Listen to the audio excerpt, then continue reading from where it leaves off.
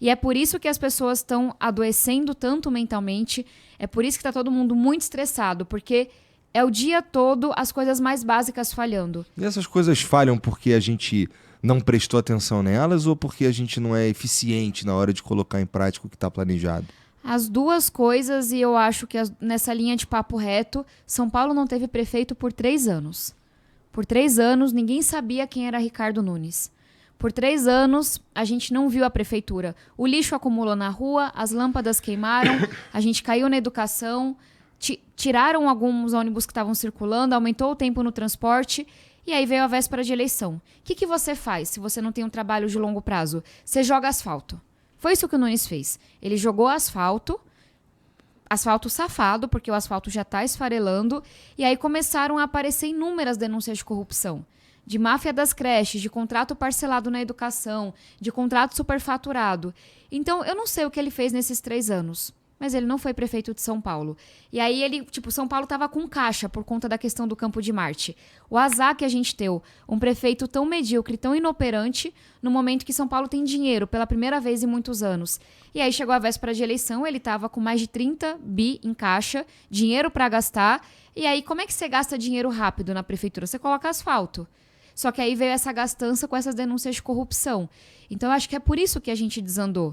Eu queria estar falando aqui de São Paulo ser referência em tecnologia, ser referência na pauta climática, ser referência na pauta da igualdade, mulheres, negros, mas eu preciso resolver essas coisas emergentes que estão sufocando as pessoas, porque foi nelas que a gente andou para trás. E uma das coisas, assim, você falou aí que queria que São Paulo fosse exemplo de tecnologia e tudo mais.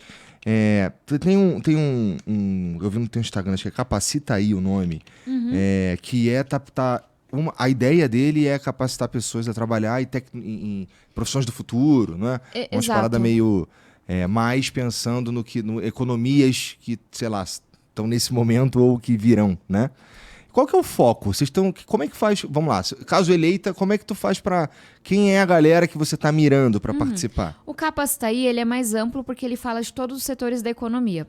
O Jovem Tech é um exemplo bem específico, vou falar dele. O Google, ele fez um levantamento Brasil, mas a gente sabe que as maiores empresas de tecnologia do mundo têm sede aqui e é aqui que a gente tem mais emprego. Que até o ano que vem, o Brasil teria 500 mil vagas na área de tecnologia não preenchidas. Ou seja, vagas que a empresa tem a necessidade, mas não encontra gente qualificada formada naquela área. O que é o Jovem Tech? Isso é uma falha de mercado. 1/3 dos jovens em São Paulo estão desocupados. Não estão nem estudando, nem trabalhando, não conseguem uma oportunidade. Qual que é a janela que você chama de jovem? A gente está falando aí de 14 a 29 anos. Tá. Então, quem está no ensino médio e quem se graduou até os 29 e 30. Então, você tem gente que está desocupada, porque eu não gosto do termo nem. Não estuda e não trabalha. Não é porque o jovem não quer, é porque ele não tem oportunidade, na esmagadora maioria das vezes. E do outro lado, você tem empresas de tecnologia que estão com essa vaga em aberto, que estão contratando de outra cidade ou de outros países porque não encontram essas pessoas. É uma falha de mercado. Oferta e demanda sozinhas não estão conseguindo resolver isso. O que é o Jovem Tech? É a prefeitura mapear essas vagas que estão em aberto, virar para as empresas e perguntar o que vocês precisam exatamente. Qual é a linguagem de programação? Qual é a habilidade? Chama as faculdades públicas e privadas, desenha um currículo, a prefeitura banca o curso por 2 anos. A empresa entra com uma bolsa para esse jovem e entra com uma vaga já garantida. Porque o jovem vai nos 2 anos aprendendo, mas ele também já vai ganhando experiência. Por quê?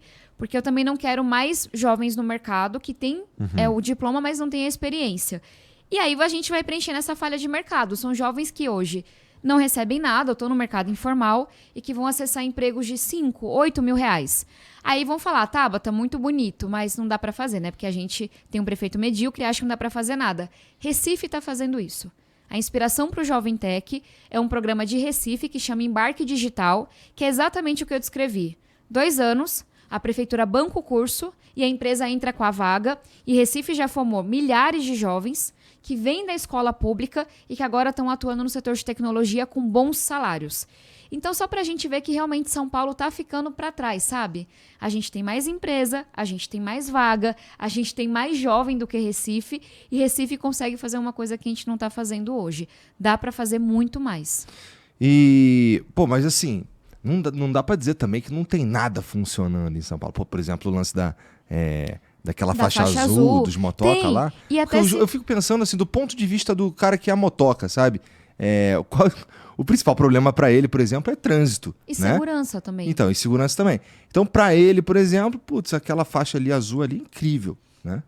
Tem muita coisa boa. E quando eu falo dessa coisa, eu não tenho preconceito com ideia boa de esquerda ou direita. Essa é a minha marca.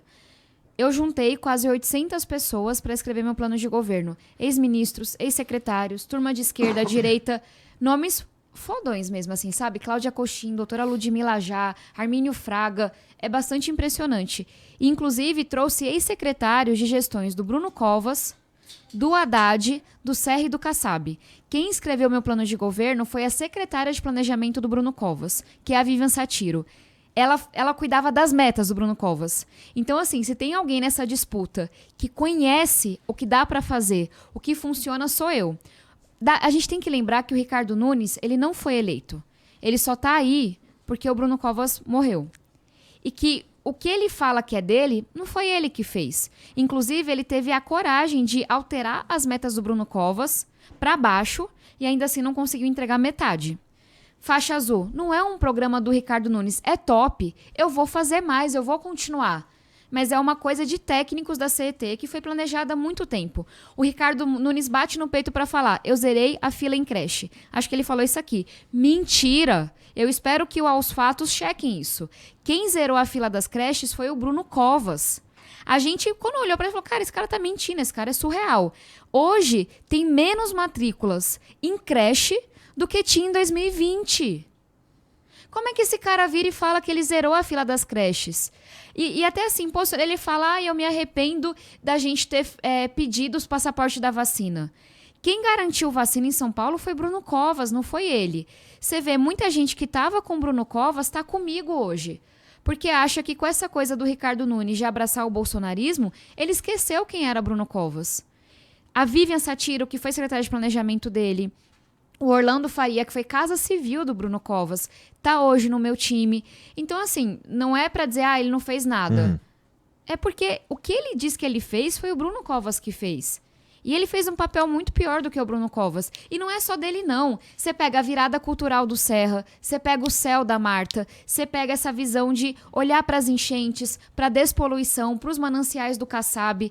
Eu tenho tudo isso mapeado. Por quê? Porque no meu primeiro ano como prefeita, eu vou rodar as coisas que outras gestões plantaram, que outras gestões desenharam, até para que eu possa ganhar a confiança das pessoas e o tempo para fazer as ideias inovadoras que eu trago. Então eu não tenho isso de, mas é de esquerda, mas é de direita. O Ricardo Nunes tem.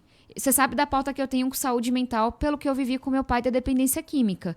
Eu consegui 7,5 milhões de reais com o governo Lula para construir 3 CAPs na Zona Leste. Jardim Nélia, Guaianazes e Hermelino Matarazzo. O que é CAPES? É um centro com psicólogos, psiquiatras para atender as pessoas. O Ricardo Nunes recusou os 7,5 milhões, porque ele não queria ser associado ao governo Lula e a Tabata Amaral. Isso eu não vou fazer. Não importa se é de esquerda ou direita, não importa se é bom para mim ou não. Prefeito tem que trazer dinheiro para São Paulo. Eu não consigo fazer as coisas que eu vou fazer na saúde sem o governo federal e eu não consigo enfrentar a Cracolândia, problemas de segurança sem o governador Tarcísio. Então, só para a gente ver o quanto que essa maluquice, dessa polarização exacerbada, tira dinheiro, tira projeto de São Paulo.